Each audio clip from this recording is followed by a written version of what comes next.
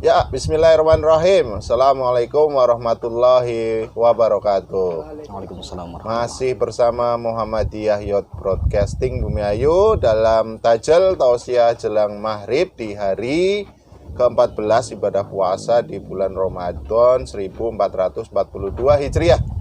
Kali ini kita berada di tempat yang dibangga-banggakan pemuda Muhammadiyah Bumiayu, yaitu di pilot project pertanian terpadu Green Youth Farm Pemuda Muhammadiyah Bumiayu. Langsung bersama penanggung jawabnya di sini, yaitu bidang pertanian dan peternakan, pimpinan cabang Pemuda Muhammadiyah Bumiayu, Ustadz Umam Mutakin SAG. Dan SPD. Beliau juga beraktivitas di MTS Muhammadiyah Bumiayu serta SD Islam Al-Anbari Bumiayu. Sangat sibuk aktivitasnya dan alhamdulillah pada saat ini sudah bisa meluangkan waktu. Kita ini kemarin konfirmasi waktu sudah 2 bulan yang lalu bersama Ustadz Umam Mutakin dan baru bisa mengkonfirmasi hari ini. Langsung saja nanti beliau akan menyampaikan tausiah jelang maghrib dengan tema butuhnya bantuan Allah untuk melaksanakan ibadah puasa di bulan Ramadan. Mari kita simak langsung tausiah dari Ustadz Umam Mutakin SPD seraya sambil menikmati suasana di pilot project pertanian terpadu Pemuda Muhammadiyah Bumiayu. Langsung saja, monggo. Bismillahirrahmanirrahim. Assalamualaikum warahmatullahi wabarakatuh. Waalaikumsalam warahmatullahi wabarakatuh. Alhamdulillah nahmaduhu wa nasta'inuhu wa nastaghfiruh wa na'udzu billahi min syururi anfusina wa min sayyiati a'malina. May yahdihillahu fala mudilla lahu wa may yudlil fala hadiyalah. Asyhadu an la ilaha illallah wahdahu la syarika lah wa asyhadu anna Muhammadan 'abduhu wa rasuluhu la nabiyya wa la rasula ba'dah. Amma ba'd, yang saya hormati kaum muslimin dimanapun Anda berada. Cak Ayah, sehat Cak? Alhamdulillah. Marilah kita panjatkan puja dan puji syukur kita kehadirat Allah. Pada Ramadan ini alhamdulillah kita masih bisa menjalankan kewajiban kita dengan penuh kekhusyuan pada hari ke-14 ya Cak? Ya, hari ke-14. Kita diberikan kesehatan, kekuatan dan bantuan dari Allah. Karena bantuan Allah lah puasa kita itu menjadi lebih berkualitas.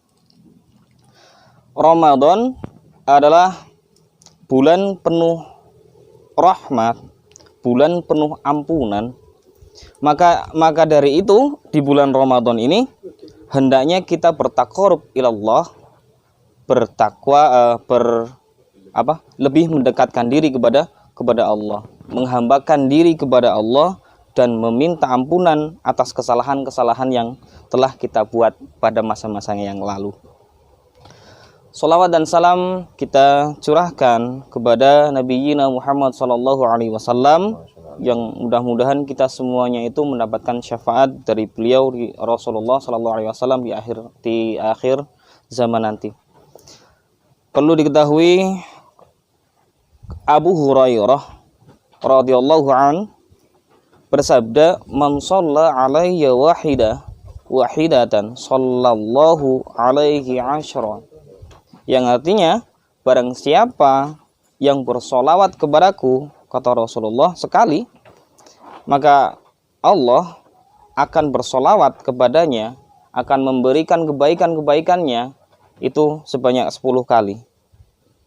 Karena kita semua ketahui bahwasanya Rasulullah itu sangat merindukan kita sebagai umatnya. Rasulullah sangat rindu kepada kita sebagai umatnya. Ya, suatu ketika Rasulullah dan para sahabatnya berbincang. Ana mushtaqun bi ikhwani, katanya Rasulullah. Sabda Rasulullah, saya sedang merindukan saudara-saudaraku. Para sahabat berkata, bukankah kami wahai Rasulullah, bukankah kami saudara-saudaramu ya wahai Rasulullah? Kata Rasulullah sabda, bal antum ashabi, kalian bukan saudaraku, kalian adalah sahabat-sahabatku. Ditegaskan oleh Rasulullah, ikhwani humul ladzi lam yarawni walakinnahum yu'minuna bi, katanya Rasulullah.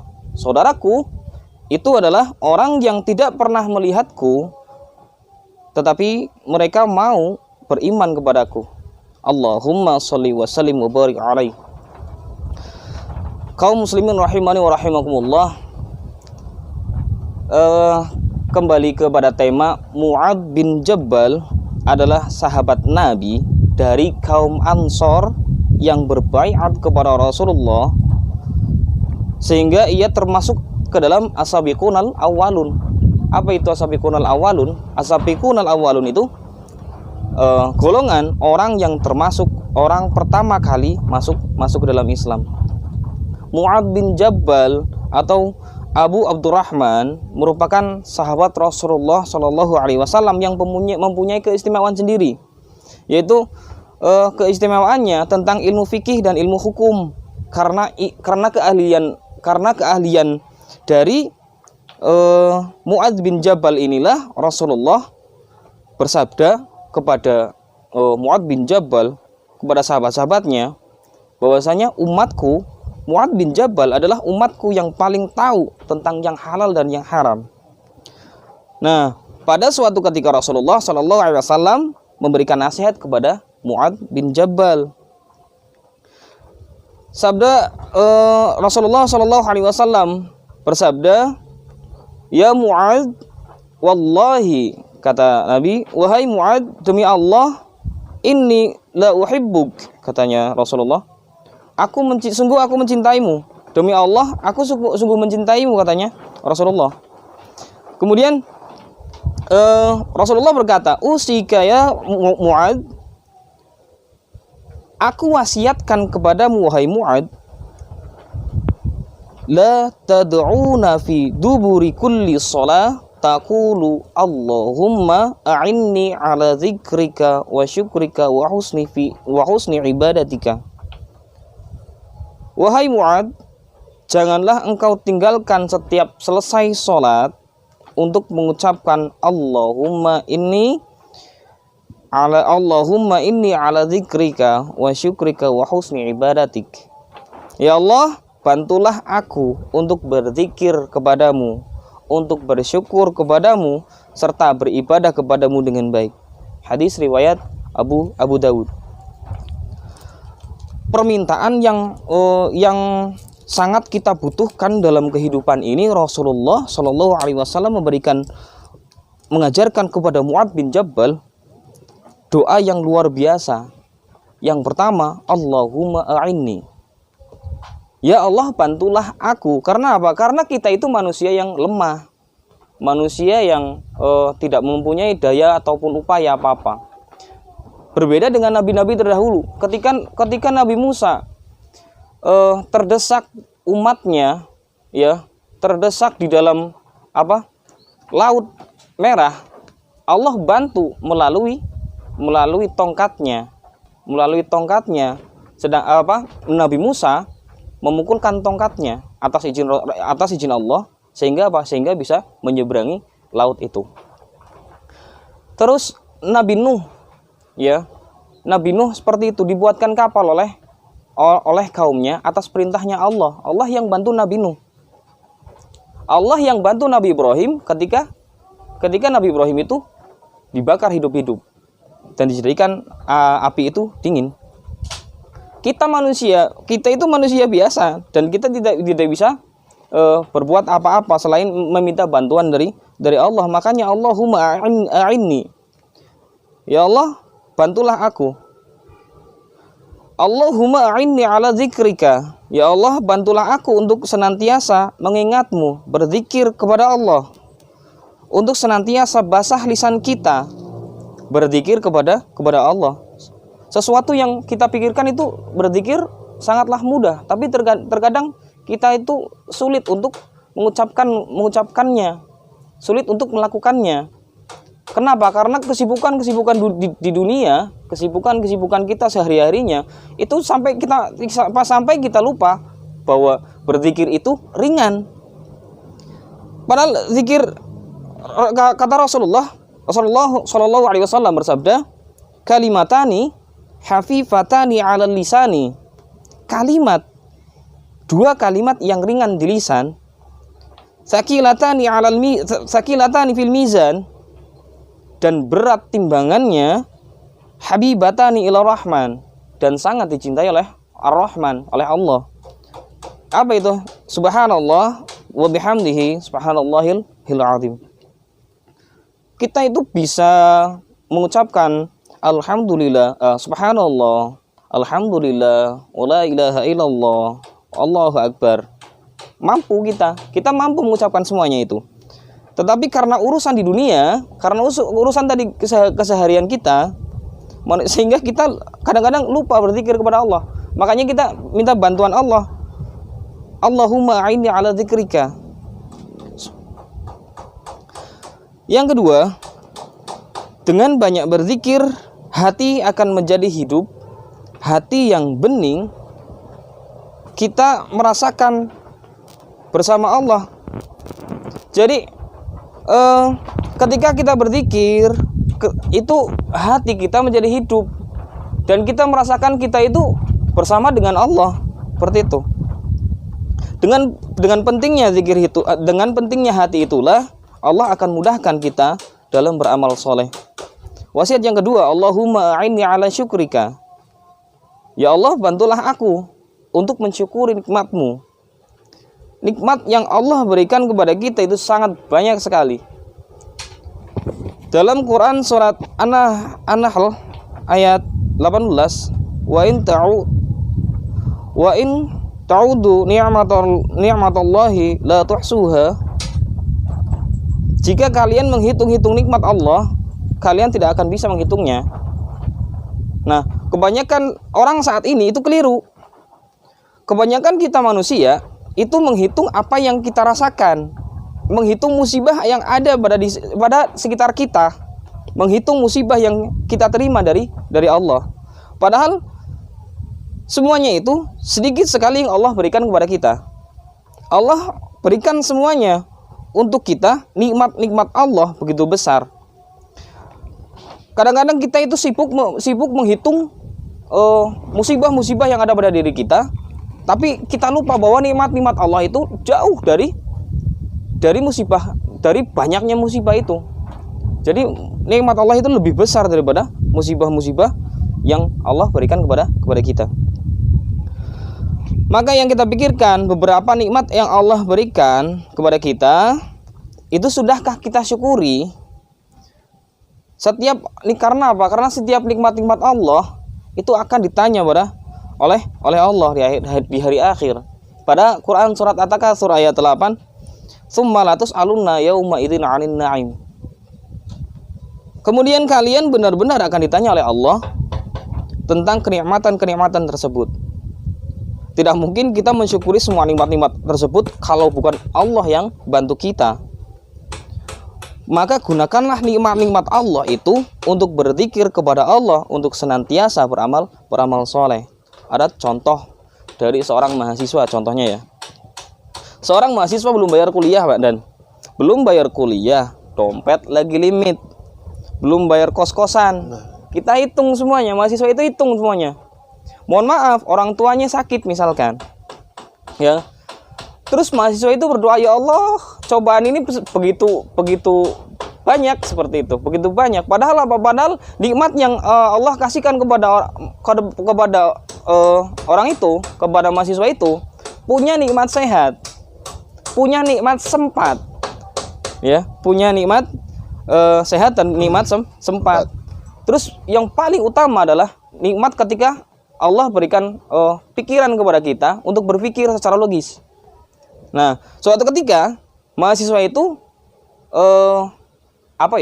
ada perkuliahan, ya, masuk ke dalam perkuliahan. Ternyata apa? Ternyata dosen yang mengampu mata kuliah itu Pak Agus misalkan, ya. Terus mahasiswa itu berpikir, oh iya, Pak Agus PCPM Bumiayu punya kocek di Bumiayu, kita manfaatkan itu. Langsung nembusi Pak Agus, saya ikut Gojek, ikut Gojek di antar obat atau apa seperti itu. Itu Allah bantu mahasiswa itu untuk apa? Untuk bantu berpikir untuk menyelesaikan semuanya itu melalui ikhtiar. Nah, namun dengan ikhtiarnya Allah rubah nasib mahasiswa tersebut oleh Allah karena telah menggunakan nikmat-nikmat Allah untuk beramal soleh. Wasiat Rasulullah yang ketiga, Allahumma a'inni ala husni ibadatik. Bantulah aku ya Allah untuk memperbaiki ibadahku kepadamu.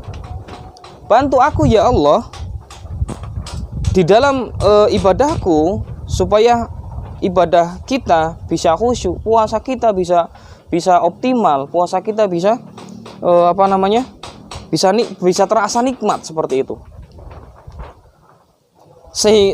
Senantiasa kita merasakan lezat di dalam beribadah, lezat di dalam berpuasa. Maka dari itu Ramadan inilah momentum kita menggali pahala-pahala atau kebaikan-kebaikan agar puasa kita itu lebih berkualitas. Nikmat sehat kita, nikmat iman kita, nikmat Islam kita, nikmat makanan yang kita makan, nikmat yang telah Allah ciptakan pada tubuh kita, semuanya usahakanlah sebagai fasilitas untuk persembahan kita kepada Allah Subhanahu wa taala. Maka subhanallah betapa butuhnya kita kepada bantuan Allah dalam merealisasikan ibadah kita kepada Allah. Maka dari itu kita meminta bantuan Allah agar terus lisan kita berzikir mengingat Allah, agar terus mensyukuri nikmat-nikmat Allah yang telah Allah berikan kepada kita. Dan tidak kalah penting adalah kita meminta bantuan kepada Allah agar tetap bisa memperbaiki ibadah kita pada bulan Ramadan ini kepada Allah dengan doa, Allahumma a'inni ala dzikrika wa syukrika wa husni ibadatik. Jemaah hadirin yang berbahagia, demikianlah yang sedikit yang bisa saya sampaikan. Mudah-mudahan kita semuanya bisa ambil manfaat dari apa yang telah kita pelajari bersama. Wal'afu minkum. Wassalamualaikum warahmatullahi wabarakatuh. Waalaikumsalam warahmatullahi wabarakatuh. Terima kasih Ustadz Umam telah menyampaikan tausiah yang begitu luar biasa, motivasi kita agar kita tetap bisa istiqomah dan menjaga kualitas ibadah kita di bulan suci Ramadan. Selanjutnya Ustadz, kami ingin memberikan sebuah pertanyaan ataupun sebuah situasi yang kemungkinan seperti ini di kaum muda saat ini atau kaum milenial saat ini. Perlu kiranya mungkin ada sebuah trik-trik khusus agar ketika menjalankan ibadah di bulan Ramadan ini tetap penuh dengan keistiqomahan dan tentunya ibadah puasanya tetap berkualitas. Artinya cobaan dan halangannya tentu pasti ada, apalagi banyak sekali dari rekan-rekan kita panas titik saja mungkin batal begitu ya, ataupun ada halangan sedikit saja mungkin batal. Nah, kiat-kiatnya untuk para milenial yang ada di rumah atau pemirsa yang lain yang di rumah, ketika para pemuda-pemudi milenial ini menjalankan ibadah puasa, bagaimana caranya mereka untuk mendapatkan bantuan Allah tersebut agar ibadah puasa mereka tetap berjalan sesuai dengan koridor dan tentunya tetap berkualitas. Begitu Ustadz, monggo Ustadz. Ya, terima kasih pertanyaan yang sangat bagus dari dan Agus. Ada seorang anak yang bertanya kepada orang tuanya itu untuk melaksanakan ibadah sholat. Nah, terus anaknya tanya, kenapa kita sholat, wahai ayahku, katanya. Ya, nah si ayah berkata, kamu sholat itu bukan karena kamu supaya masuk surga, enggak. Kenapa? orang tua itu mengatakan bahwa kamu sholat ya karena apa? Karena wujud terima kasih kamu kepada Allah, karena wujud syukur kamu kepada Allah. Ya, jadi kalau orang tua mengatakan, ayo kita sholat bersama-sama supaya apa? Supaya masuk surga. Ya, tapi terkadang orang tua yang lain halnya dengan yang tadi saya ceritakan, bahwa orang tuanya menekankan kepada anaknya ya bahwa anaknya itu, bahwa kita itu sudah telah diberikan nikmat Allah yang sangat besar di dalam tubuh kita ya. Kamu diciptakan mata untuk melihat dan matanya bisa melihat, kamu diciptakan kaki untuk berjalan dan kakinya berfungsi untuk berjalan, kamu diberikan tangan dan yang lain sebagainya ya, itu dari Allah. Sehingga apa? Sehingga ditunjukkan kepada anak itu, Allah itu sudah memberi banyak kepada kamu. Terus kamu akan mengucapkan apa kepada Allah? Ucapkan syukur, alhamdulillah. Syukur itu ada dua, syukur bil lisani dan syukur bil badani. Syukur dengan lisan mengucapkan alhamdulillah, dan syukur dengan badan itu menggunakan anggota-anggota tubuh kita untuk beribadah kepada Allah. Seperti itu. Dan jadi kiatnya itu apa? Memotivasi anak-anak muda kita, anak-anak kita itu untuk apa? Untuk lebih mengenal Allah, untuk lebih mengenal ciptaan-ciptaan Allah yang ada pada diri kita. Sehingga apa? Sehingga anak-anak itu berpikir, saya harus bersyukur kepada Allah, seperti itu. Dan akhirnya panas sedikit pun pasti kita tahan, dan capek seperti apapun kita tahan. Karena apa? Karena kita itu puasa itu sebagai wujud syukur kita kepada Allah, seperti itu. Mungkin itu saja yang bisa saya sampaikan. Luar biasa, terima kasih sekali. Jadi seperti itu, maka dari itu mari kita senantiasa, apapun kesusahannya, apapun halangannya, tentu sambatnya atau minta bantuannya pada Allah Subhanahu wa taala, sehingga ibadah kita selama bulan Ramadan ini bisa terjaga dan tetap istiqomah. Untuk yang terakhir, Ustadz Umam ini kan sebagai bidang pertanian dan peternakan pimpinan cabang Pemuda Muhammadiyah Bumiayu. Ya, sekalian saja nanti monggo diinformasikan progres pembangunan dari infrastruktur pertanian terpadu Green Youth Farm Pemuda Muhammadiyah Bumiayu. Monggo silakan Ustadz Umam. Iya, untuk progres pertanian terpadu Green Youth Farm PCPM Bumiayu itu ada 5 sektor. Yang pertama ayam petelur, yang insya Allah mudah-mudahan ayam petelur ini jika mudah-mudahan atas izin Allah, kalau misalkan sudah ada isinya, terus hasilnya itu satu hari insya Allah bisa satu tong. Satu tong ya. Lokasinya ini. Iya, lokasinya yang sekarang ini kita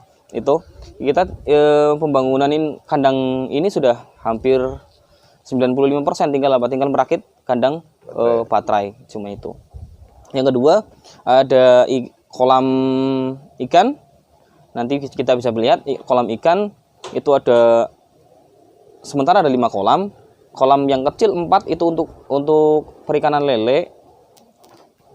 Terus yang kolam besar itu untuk perikanan mujair dan yang lain sebagainya, dan bisa gantian kayak seperti itu. Nah, yang ketiga ada hidroponik, dan hidroponik itu nanti ditanyami banyak sekali sayur-sayuran dan itu. Terus yang ketiga adalah bebek, yang kita manfaatkan itu telurnya dan bebeknya bebeknya itu nanti. Oke. Terus yang terakhir adalah maggot. Nah, yang terakhir itu maggot, dan maggotnya itu bisa untuk pakan ayam, pakan bebek, dan pakan lele, seperti itu. Dan hidroponiknya, cacahannya, jika misalkan hidroponik ada ibu-ibu di rumah tangga, ya, sampah rumah tangga, ibu-ibu misalkan lagi masak kangkung kan, ya, kangkungnya itu dicacah ya kan. Nah, cacahan-cacahannya itu dikumpulkan itu untuk pakan maggot, seperti itu. Bisa juga untuk makan bebek, seperti itu. Nah, jadi dari pakan sendiri insya Allah kita berkesinambungan seperti itu. Tercukupi gitu. Tercukupi insya Allah.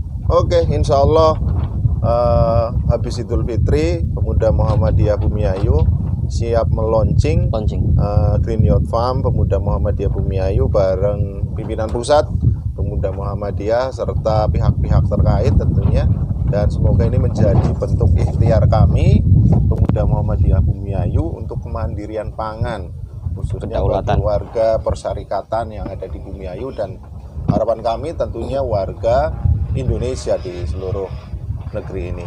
Dan semoga Allah meridhoi dan tempat ini menjadi syiar baik bagi Pemuda Muhammadiyah Bumiayu. Terima kasih, selamat berbuka puasa bagi yang menjalankan ibadah puasa, dan semoga ibadahnya tetap terjaga dan semakin meningkat kualitasnya dari hari ke hari hingga bulan Ramadan ini berakhir. Terima kasih Ustadz Umam atas waktu dan sempatnya. Billahi taufiq wal hidayah. Wassalamualaikum warahmatullahi wabarakatuh. Waalaikumsalam.